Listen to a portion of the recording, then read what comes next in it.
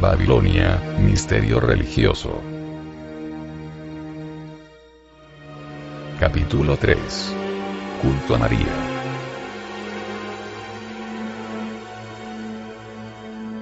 Tal vez la prueba más significativa de que el culto a María no es otra cosa que la continuación del culto pagano a las diosas de diversos nombres, y no a la bendita Madre del Señor, siempre bien amada, pero no adorada por los verdaderos cristianos, es que en la religión pagana, la Madre era adorada tanto como su Hijo, o más. Aquí hay una clave muy importante, para ayudarnos a resolver el misterio contemporáneo de Babilonia. El verdadero cristianismo, enseña que el Señor Jesús, y solamente Él, es el camino, la verdad, y la vida. Que solamente Él, entre todas las criaturas de la tierra, ha podido vivir una vida sin mancha de pecado. Y Él es quien debe ser exaltado. Nunca su madre. Pero el catolicismo romano, demostrando la influencia del paganismo en su desarrollo, exalta a la madre también, y en muchas formas, la madre es más honrada que el hijo. Bien sabemos que muchos han de tratar de negar, que la Iglesia Católica, atribuye una posición divina a María. Pero al viajar alrededor del mundo, ya sea en una majestuosa catedral, o en una capilla provinciana, la estatua de María, ocupa el puesto primordial. Al recitar las oraciones del Rosario, y del Ave María, se repiten estas 9 veces más, que el Padre Nuestro. Se acepte o no, el nombre de María es más importante en el catolicismo. En forma similar a la Babilonia del pasado, la diosa madre es glorificada hoy en día, en la Babilonia del presente. Solamente que se usa el nombre de María, en vez de otros nombres bajo los cuales era conocida la diosa. Al católico se le enseña que la razón por la cual se debe orar a María, es porque ella lleva peticiones de sus oradores a su Hijo Jesús, y como es su madre, Él contesta la oración para complacerla. Con esto se deduce que María tiene más compasión, y más bondad que su Hijo, el Señor Jesús. Ciertamente, tal suposición es una blasfemia, y va completamente en contra de las enseñanzas de las Escrituras. Sin embargo, esta idea es frecuentemente repetida en los escritos católicos. Un notable escritor católico romano, Alfonso Ligorio, escribió que las oraciones son más efectivas cuando se dedican a María, en vez de a Cristo. Y el hecho de que sus escritos llevasen el sello de aprobación de la Iglesia Católica, es evidente, ya que fue canonizado como santo por el Papa Gregorio XIV en 1839. Fue declarado doctor de la Iglesia Católica por el Papa Pío IX. En una parte de sus escritos, Ligorio describe una escena imaginaria, en la cual un pecador ve 2 escaleras colgando del cielo. María está a la cabeza de una, y Jesús en la otra. Cuando el pecador trata de subir por la escalera de Jesús, ve la cara furiosa de él, y cae derrotado, pero cuando sube la escalera de María, lo hace rápida y fácilmente, y es bienvenido por ella, quien lo introduce en el cielo, y lo presenta a Cristo. Entonces todo va bien.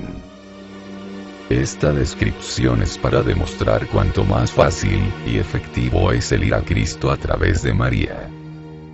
Este mismo escritor católico, dijo que el pecador que se aventura a ir directamente a Cristo, puede encontrarse con la presencia de su ira. Pero si va a orar a la Virgen, ella solo tendrá que mostrar a Jesucristo, los senos que le dieron de mamar, y su furia se calmará inmediatamente. Ciertamente tal idea va en contra de las Escrituras. El caso es que las Escrituras nos dan una ilustración que niega rotundamente esta aseveración. bienaventurado el vientre que te trajo, y los pechos que mamaste, dijo una mujer a Jesús, pero él contestó diciendo, antes bienaventurados los que oyen la palabra de Dios, y la guardan. Lucas 11, 27, 28. Obviamente, la idea de que Jesús era persuadido a contestar una oración, porque María le mostrase los pechos que mamó, es contraria a las Escrituras. Pero tal idea de los pechos no era extraña en los cultos a la diosa madre pagana. Se han descubierto imágenes que muestran frecuentemente sus pechos desproporcionados con su cuerpo, de una manera extraña. O, como en el caso de Diana, para demostrar su fertilidad, se le ilustra con unos 100 senos. El catolicismo ha intentado aún más exaltar a María, a una posición netamente divina, con la nueva doctrina de la Inmaculada Concepción. Tal enseñanza no es otra cosa que un esfuerzo más para hacer a María semejante a la diosa del paganismo, pues en los viejos mitos, la diosa también se creía que había nacido de concepción sobrenatural. Estas viejas fábulas variaban, pero todas hablaban de incidentes sobrenaturales, en conexión con su entrada al mundo. Enseñaban que era superior a todo mortal ordinario, que era divina. Y así, poco a poco, era necesario enseñar que María también entró a este mundo de una manera sobrenatural, para hacer que las enseñanzas acerca de ella, concertaran con las del paganismo.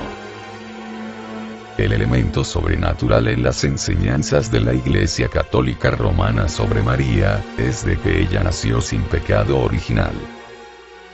Pero de este nacimiento no nos dicen nada las Escrituras. Acerca de María, la Biblia dice que fue una mujer virtuosa y virgen, pero tan humana como usted y yo. Y, como humana, era miembro de la raza caída de Adán. Como las Escrituras declaran: por cuanto todos pecamos, y estamos destituidos de la gloria de Dios.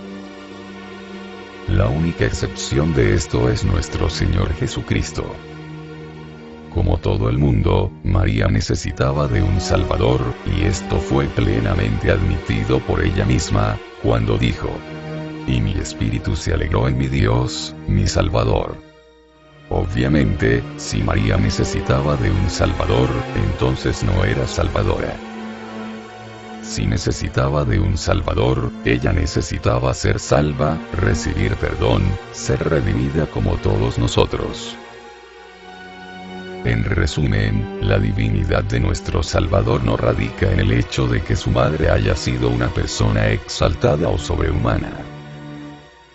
No, al contrario, es divino porque Él es el único Hijo de Dios, concebido por obra y gracia del Espíritu Santo. Su divinidad viene del Padre Celestial, no del carácter sobrehumano, del instrumento que Dios usó para su entrada en el mundo. Debemos comprender que fue Jesús quien nació de concepción sobrenatural, no su madre. La idea de que María era superior a otros seres humanos, fue enfáticamente rechazada por el mismo Jesús.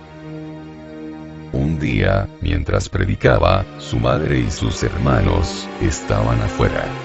Y le dijo uno: he aquí tu madre y tus hermanos están afuera, quieren hablarte. Y Jesús respondió a que esto le decía: ¿quién es mi madre, y quiénes son mis hermanos? Y extendiendo su mano hacia sus discípulos, dijo: he aquí mi madre y mis hermanos. Porque todo aquel que hiciere la voluntad de mi Padre que está en los cielos, ese es mi madre, y mi hermano, y mi hermana. Mateo 12, 46, 50. Claramente podemos ver que si servimos al Señor, si hacemos su voluntad, estaremos en la misma categoría espiritual que María.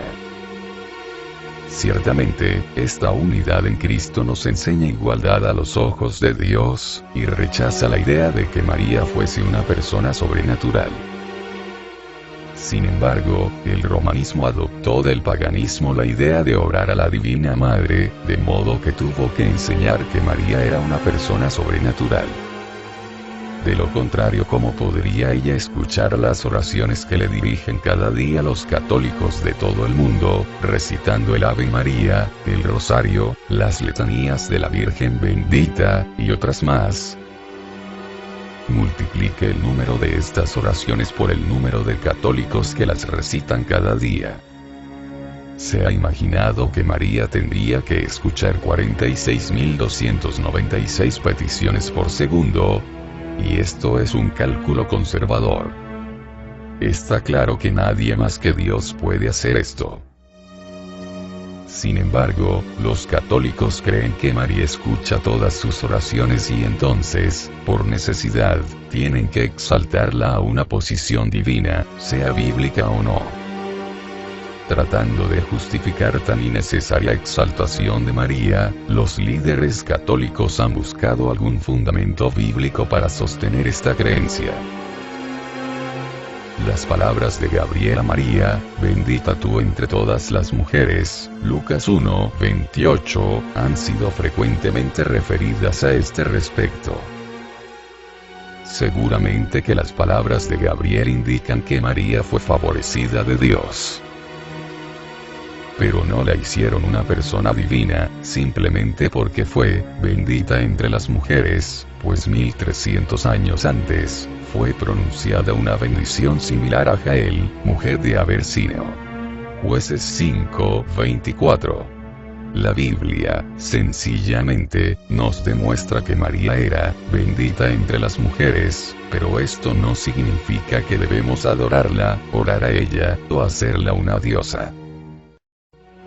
Antes de Pentecostés, María estaba reunida con los discípulos esperando la promesa del Espíritu Santo. Leemos que los apóstoles perseveraban unánimes en la oración, con las mujeres y con María, la Madre de Jesús y con sus hermanos. Hechos 1:14. Ciertamente, las Escrituras no dicen que los discípulos estaban orando a María. La ilustración que acompaña, tal como es vista en los catecismos católicos, intenta dar a María una posición central, pero como sabe todo estudiante bíblico, los discípulos en esta ocasión no estaban mirando hacia María, estaban buscando que el Cristo resucitado, quien había ascendido al cielo, les enviase el don del Espíritu Santo. Nótese también que en el dibujo, no solamente están los discípulos mirando hacia María, sino que también el Espíritu Santo, en forma de paloma, se ve volando sobre ella. De acuerdo a las Sagradas Escrituras, la única persona sobre quien el Espíritu Santo descendió en esa forma, fue sobre el mismo Jesús, no sobre su madre. Por otra parte, y aunque parezca increíble, la diosa virgen pagana, bajo el nombre de Juno, era frecuentemente representada con una paloma en su cabeza, como también lo eran Astarte, Cibeles, e Isis. Y así, la influencia pagana en tales cuadros, aparece de un modo bien claro.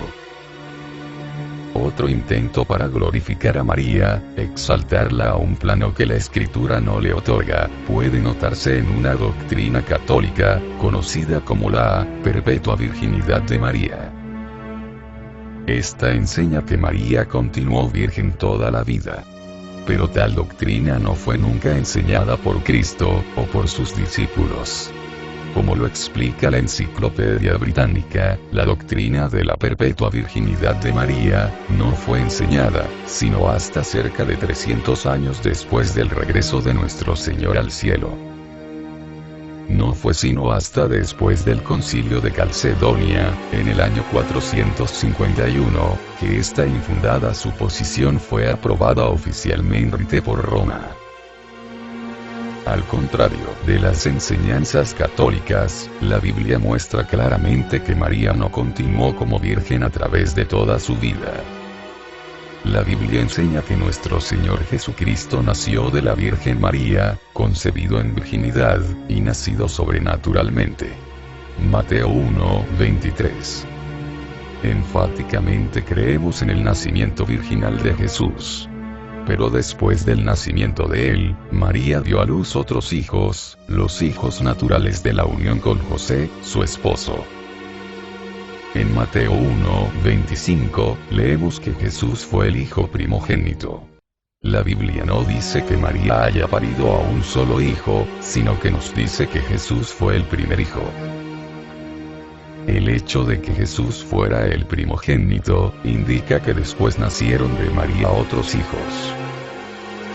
Siempre el lenguaje lógico normal, un primero requiere un segundo.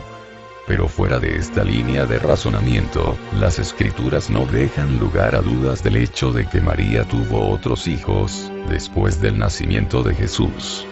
Sus nombres son anotados en la Biblia como sigue: Jacobo, José, Simón, y Judas. Mateo 13:51.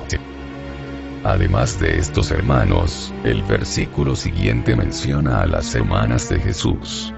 Las gentes de Nazaret dijeron: ¿y no están todas sus hermanas con nosotros? La palabra, hermanas, está en plural, de modo que sabemos que tuvo por lo menos 2 hermanas. Pero si nos fijamos un poco más, veremos que el pasaje indica que Jesús no solo tenía 2 hermanas, sino que por lo menos tenía 3. Notemos que el versículo habla de todas sus hermanas. Por regla general, cuando nos referimos a solamente a 2 personas decimos ambas, y no todas. Esto, definitivamente, implica que la expresión se refiere a 3 o más hermanas. Si entonces añadimos 3 hermanas y 4 hermanos, además de Jesús, resulta que María tuvo 8 hijos.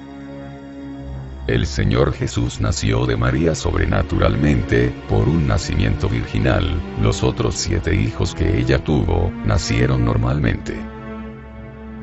Fueron engendrados por su esposo José. Pero la actitud católica es que José conservó a María como una virgen por el resto de su vida.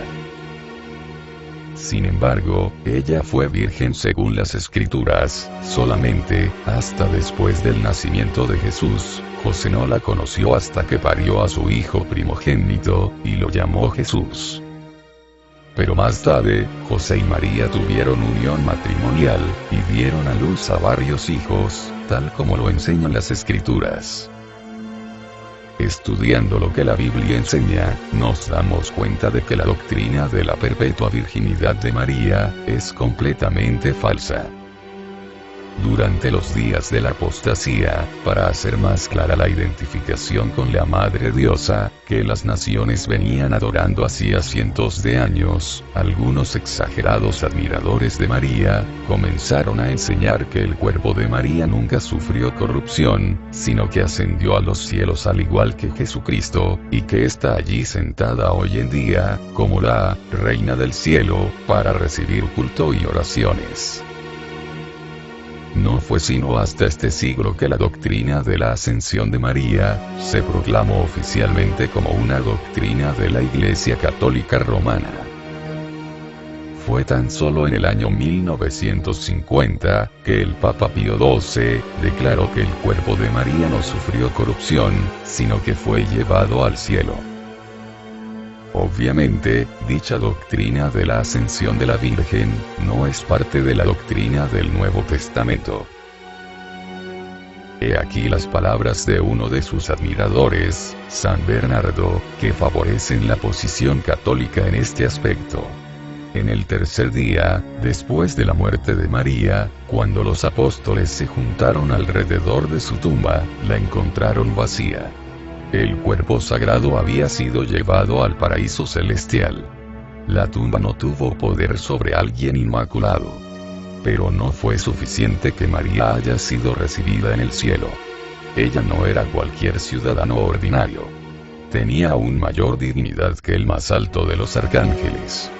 María había de ser coronada reina del cielo, por el Padre Eterno.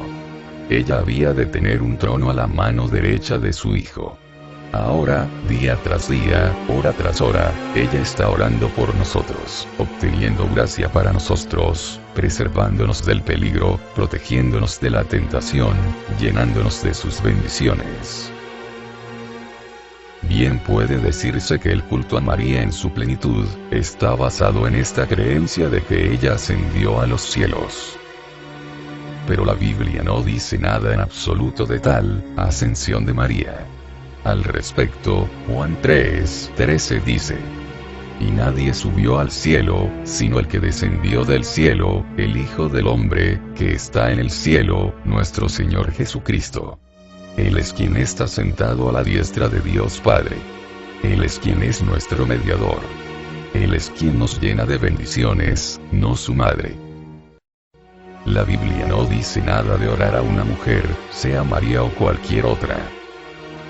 Este culto falso es repetidamente prohibido en la Biblia.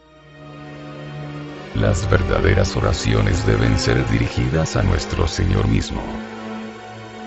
Porque hay un solo Dios, asimismo un mediador entre Dios y los hombres, Jesucristo hombre. Primera de Timoteo 2:5. La simple idea de orar a María, como mediadora y como reina del cielo, no es más que un paganismo disfrazado con el nombre de María. Junto a las oraciones a María, está el rosario, el cual, como hemos de ver, es igualmente de origen pagano. Como un instrumento, el rosario es una cadena, con 15 series de pequeñas bolitas. Cada serie está marcada por una bola más grande. Los bordes de la cadena se juntan con una medalla, con la efigie de María. De esta medalla cuelga una cadena corta al final, con una cruz. Los objetos en el rosario son para contar oraciones, las cuales son repetidas una tras otra. Tal instrumento, muy bien conocido, forma parte importante del culto católico. Pero como tantas otras cosas en la Iglesia Católica, el rosario no es un instrumento cristiano, sino una invención pagana. Mucho antes de que existiera una Iglesia Católica, el rosario era ya usado comúnmente, en casi toda nación pagana. Se encontró un medallón en Citium, Chipre, que había sido colonizado por los fenicios, el cual tiene un círculo de cuentas que se asemejan al rosario. Este rosario fue usado en el culto de Astarte, la diosa madre, cerca de 800 años antes de Cristo. Este mismo rosario, se puede ver en muchas de las monedas encontradas que se usaban en Fenicia. Los brahmas han usado desde hace mucho tiempo rosarios con cientos de canicas. Los adoradores de Vishnu dan a sus hijos rosarios de 108 canicas. Un rosario similar es usado por millones de budistas en la India y en el Tíbet.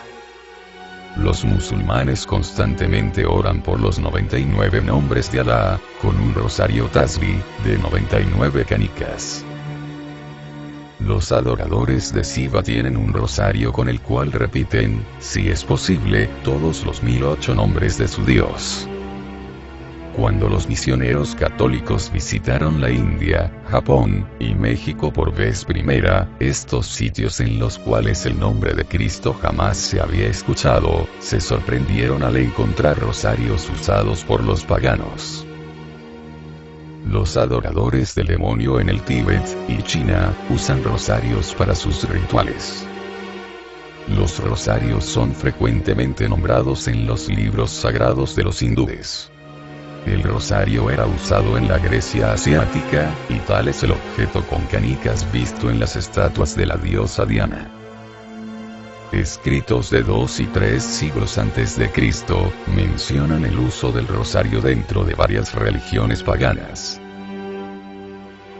Y no solamente estaba el rosario en evidencia en todos estos países y dentro de todas estas religiones que hemos mencionado, sino que también era usado en los días del paganismo en Roma, en donde las mujeres se adornaban el cuello, no solamente por razones ornamentarias, sino como recordatorio de oración en sus religiones paganas. La palabra collar, monile, significa recordatorio, es decir, medio para recordar.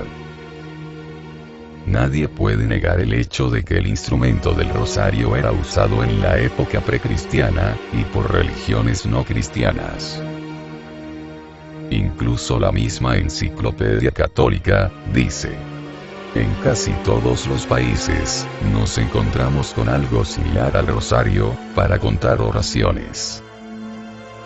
De todas maneras, ni Cristo ni los apóstoles enseñaron nunca a orar, empleando algún instrumento u objeto para contar las oraciones.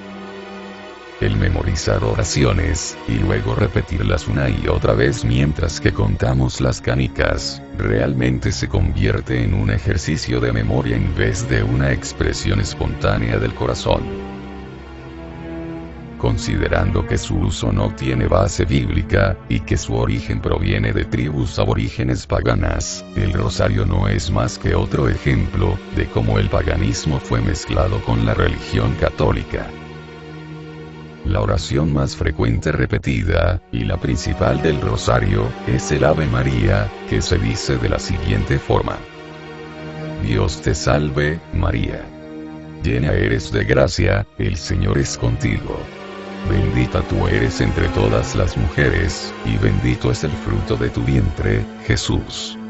Santa María, Madre de Dios, ruega por nosotros, pecadores, ahora y en la hora de nuestra muerte. Amén.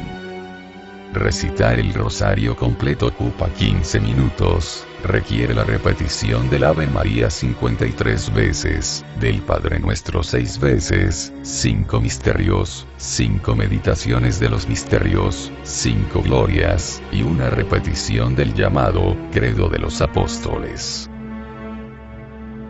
Bien, notemos en dónde está puesto el énfasis.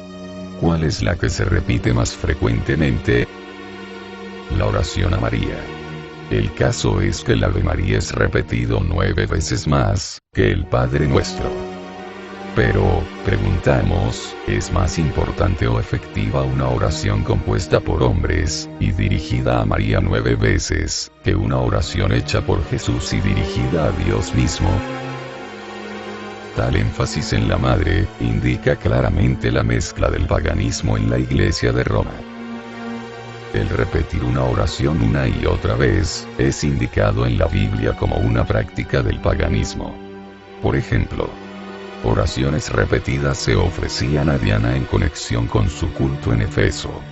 Estas oraciones consistían de una corta frase religiosa, repetida una y otra vez.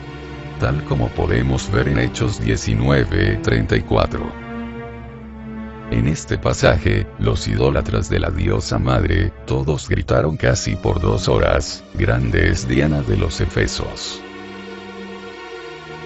Todos gritaban esto una y otra vez, y al igual que estos adoradores de Diana, usaban frases repetidas en su culto. Asimismo, hoy en día, la misma clase de oración no bíblica continúa en la Iglesia Católica aplicada a María.